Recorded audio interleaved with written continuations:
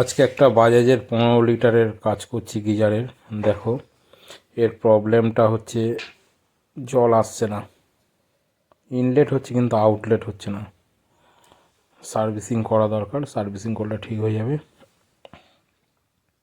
দেখো কিভাবে কি করছি।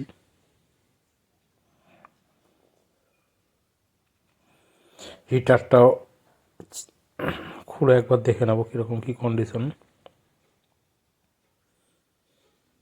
দেখো হিটারের গায়ে কীরকম আয়রন জমে গেছে।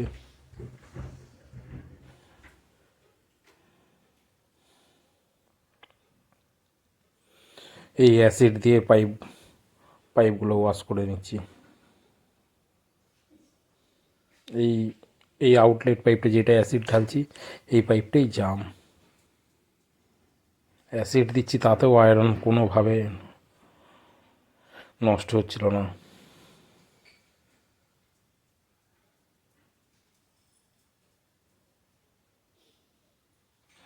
দেখো এই পাইপটা বেশ ক্লিয়ার আছে, এই পাইপটাই জাম।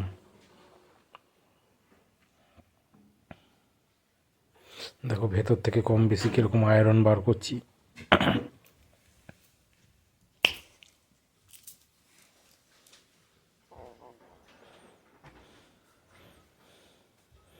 দেখো কীভাবে আয়রনগুলো বেরাচ্ছে।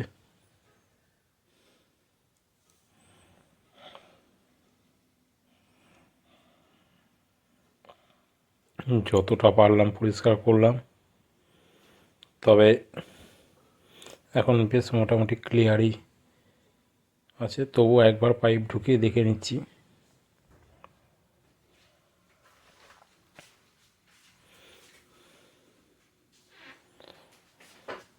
আমরা এই পাইপগুলো দিয়ে গিজারের পাইপ ব্লকেজ হলে এই অ্যাকোয়াগার্ডের এই পাইপগুলো ভেতরে ঢুকে ক্লিন করি অ্যাসিড দিয়ে। এখন পাইপ একদম ওকে হয়ে গেছে।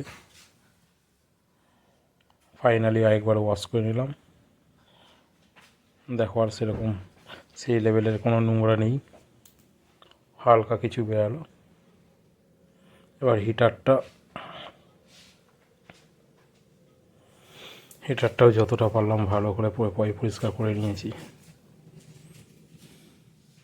তবে তোমরাও চেষ্টা করবে অ্যাসিড দিয়ে ট্যাঙ্কি হিটার এগুলোকে একদম সুন্দরভাবে আয়রন যাতে না থাকে, আয়রনের গাত যাতে একদম না থাকে।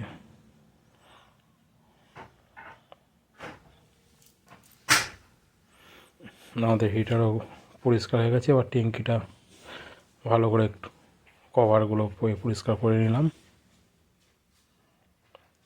এবার ফিটিংসের কাজ।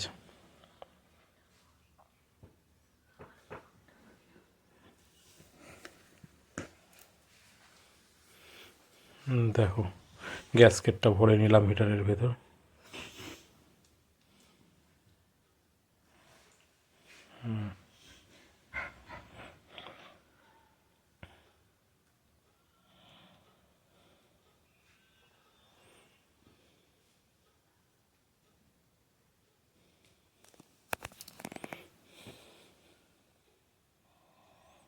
এখন একদম ফুল ফিটিংসের কাজ চলছে।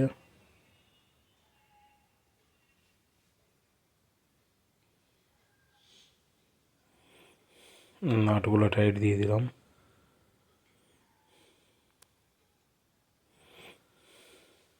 কানেকশান আমাদের সেরকম অসুবিধা ছিল না, এতে দুটো ক্লিপ শুধু প্রেস করে ঢুকিয়ে দিলাম। এই দেখো অ্যাম্পিয়ারটা দেখে নাও,